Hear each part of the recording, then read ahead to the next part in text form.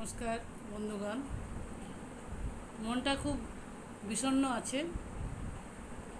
এক তো বাংলাদেশের ঘটনা নিয়ে সবাই খুব আতঙ্কিত, বিমর্ষ ভাব। যা ঘটনা ঘটছে সেটা অভিপ্রেত ছিল না, নয়। তারপরে আবার আরজি করের এই ঘটনা আমাদেরকে আবার আলোড়িত করে দিয়েছে। বেশ কিছুদিন আমরা এই ধরনের খবর পাইনি, এই বীভৎস ঘটনার খবর কিছুদিন খবর ছিল না। আবার হঠাৎ করে এই আরজি করের মতো হসপিটালে এক ডাক্তারের উপর এরকম অত্যাচার এবং তাকে হত্যা করা, মন ভীষণ উদ্বিগ্ন, বিষণ্ণ হয়ে আছে। একটা ঘটনা সমাজে ঘটলে সর্বস্তরের মানুষের প্রতিবাদ করা উচিত। আমরা কবি সাহিত্যিক মানুষ, আমাদেরও কলম ধরা, মুখ খোলা উচিত। এবং কিছু হবে না, কিছু হবে না, আবার সব এক হয়ে যাবে, এটা সত্যিই শুনতে ভালো লাগে না। কিছু করব ভাবলে নিশ্চয়ই কিছু হবে। প্রতিবাদের মতো করতে পারলে নিশ্চয়ই হবে। এত যে ঘটনা হলো, এত শাস্তি হলো, ধনঞ্জয়ের ফাঁসি হলো, তবুও মানুষের এই নীচ প্রবৃত্তি, আদিম প্রবৃত্তি এখনো পর্যন্ত কিছু পশুর, মানুষের মুখোশ পরা পশুর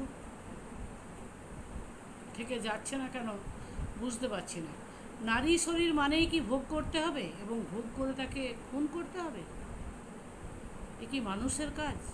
ছি ছি বললেও কম বলা হয়।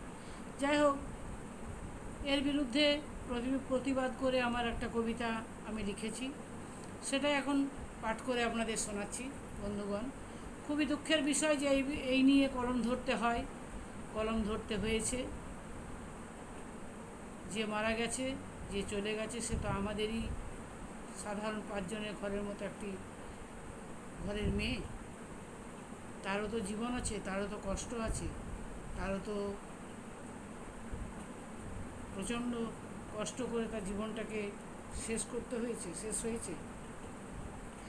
যাই হোক, আমি লিখেছিলাম এর আগেও একটা মনীষা যখন হত্যা করা হয়েছিল, ধানমাটে যখন মনীষাকে মায়ের সাথে কাজ করছিল এবং তখন যখন ওকে অত্যাচার করে খুন করা হয়েছিল, তখন আমি এই কথাই বলেছিলাম।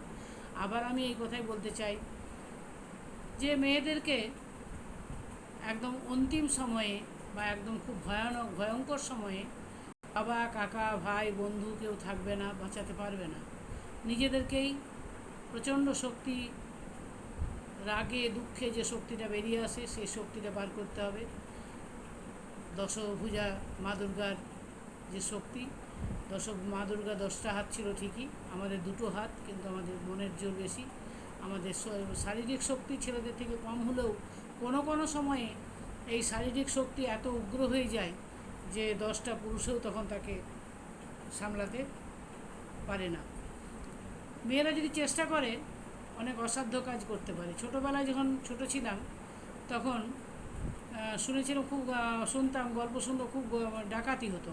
বড় বড় ধনীর ঘরে চিঠি দিয়ে আসতো যে আমি আজকে ডাকাতি করতে আসবো আপনার বাড়িতে। তো তারা যে বাড়িতে ডাকাতি করতে আসবে তারা খুব ভয় পেত, বিভিন্ন রকম ব্যবস্থা করত। কিন্তু একটা বাড়িতে এক ভদ্রমহিলা কাজ করতো, মাঝবয়সী ভদ্রমহিলা। সবাই খুব আতঙ্কিত, বাড়ির লোক, বাড়ির মালিক, মালকিন, গৃহিণী আতঙ্কিত, ভীত। ওই ভদ্রমহিলা বলল যে আসুক, আমি দেখে নেবো, আপনারা চিন্তা করবেন না। ও কী করলো, বিরাট একটা মাছ কাটা বটি, আঁশ বটি যাকে আমরা বলি, বটি তুলে, আর তখন দেওয়ালে সিঁধ কেটে ডাকাত বা চোর ঢুকতো। যাই হোক, সিঁধ কেটে চোর বা ডাকাত যেই ঢুকুক, যেই গলাটা পার করে ঢুকতে গেছে, ওই আঁশ বটি নিয়ে একদম গলাটা ধড় থেকে মুন্ডুটাকে নামিয়ে দিয়েছে। পুলিশ এসেছে, আইন আদালত হয়েছে। সেই ভদ্রমহিলাকে ওই ডাকাতির হাত থেকে গৃহস্থকে বাঁচানো, এবং ডাকাত ঢুকলে তো অনেকগুলোই লাশ পড়ে যেত। ডাকাতরা আসে 2-4 জনকে খুন করে, লুটপাট করে, মারধর করে তো যায়। অনেকের জীবন বাঁচলো, ধন সম্পত্তি বাঁচলো। এই হচ্ছে মেয়েদের শক্তি। মেয়েরা যদি চেষ্টা করে, তাই আমি লিখেছি যে মোক্ষম সময়ে, ভয়ঙ্কর সময়ে, যখন আর কোনো বাঁচার উপায় থাকবে না, সেই সময়ের জন্য মেয়েদেরকে প্রত্যেককে প্রচণ্ড তীব্র বিষাক্ত লঙ্কার গুঁড়ো নিজের বুকের মধ্যে গুঁজে রাখতে হবে এবং একটা ধারালো কাঁচতে কোমরে রাখতে হবে।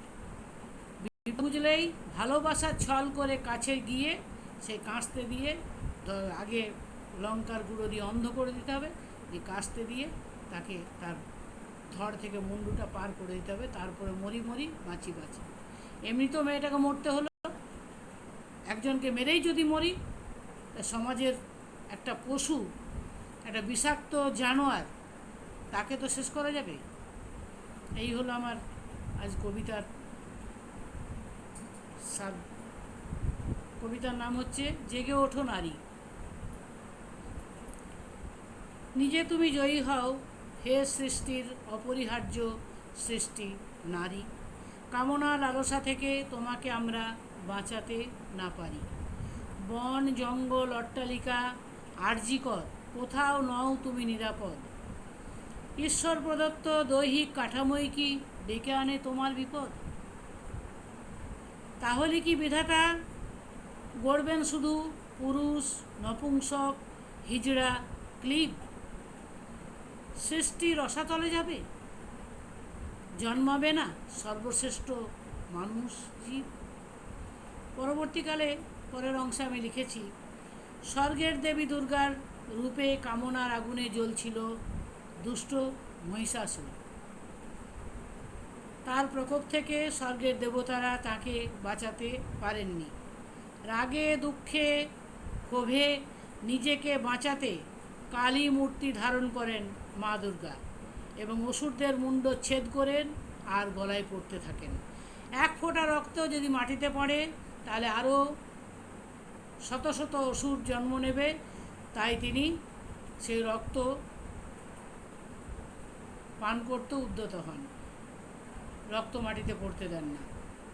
এইভাবে মুন্ডমালা করে অসুরদের মুণ্ডচ্ছেদ করে তিনি নিজের সম্মান বাঁচিয়েছেন, দেবতাদেরকেও বাঁচিয়েছেন। মূর্তি ধারণ করেন, অসুরদের মুণ্ডচ্ছেদ করেন আর গলায় পড়েন। তেমনি নারী সবসময় বুকে গুঁজে রাখবে তীব্র বিষাক্ত লঙ্কার গুঁড়ো, কোমরে রাখবে একটা ধারালো কাস্তে। বিপদ বুঝলেই ভালোবাসার ছল করে লঙ্কার গুঁড়োই করবে অন্ধ, আর এক কোপে মুন্ডুটা দেবে উড়িয়ে। এমনিও মরতে হলো, মরতেই হয়, আর তেমনিও মরতে হবে, মরতেই হয়। তবুও তো অন্তত একটা অসুর হবে ক্ষয়। একটা অসুরকে সমাজ থেকে শেষ করে তো তুমি মরতে পারবে। এই আমার মেয়েদের কাছে, আমার বাড়ির মেয়েদের কাছে বা আমার সমাজের মেয়েদের কাছে আবেদন। জানি না সব ক্ষেত্রে সবসময় পারদর্শী হতে পারবে কি না, তবুও এই মোটিভটা রাখলে হয়তো বেঁচে যেতেও পারে। ধন্যবাদ। এই ছিল আমার আজকের প্রতিবেদন। ধন্যবাদ। ভালো থাকবেন। সকলের সুস্থতা কামনা করি, সকলে সুস্থভাবে বাঁচতে পাই যেন। এই যে মেয়েটির বাড়িতে ঘটনা ঘটল, কত কষ্ট, কত দুঃখ বাবা মায়ের। সব বাবা মায়ের কাছেই তো তার সন্তান খুবই প্রিয়, জীবনের থেকেও প্রিয়। তাই ঈশ্বর সবার শুভবুদ্ধি দাও, সমাজকে সুস্থ করো, শুভবুদ্ধি সম্পন্ন করো সমাজের প্রতিটা মানুষকে, প্রতিটি পুরুষকে। এই পুরুষের মধ্যেই আমাদের বাবা, কাকা, দাদা, তারা স্নেহ করেন, তারা হাত ধরে চলতে শেখান, তারা ভালোবাসেন, তারা ভরসা করেন, তারা রক্ষা করেন। আবার এই পুরুষদের মধ্যেই একটা নিষ্পাপ মেয়েকে ক্ষত বিক্ষত করে তাকে মেরে ঝুলিয়ে দেয়। এই ঈশ্বর সকলকে শুভবুদ্ধি প্রদান করো। ধন্যবাদ। ভালো থাকবে।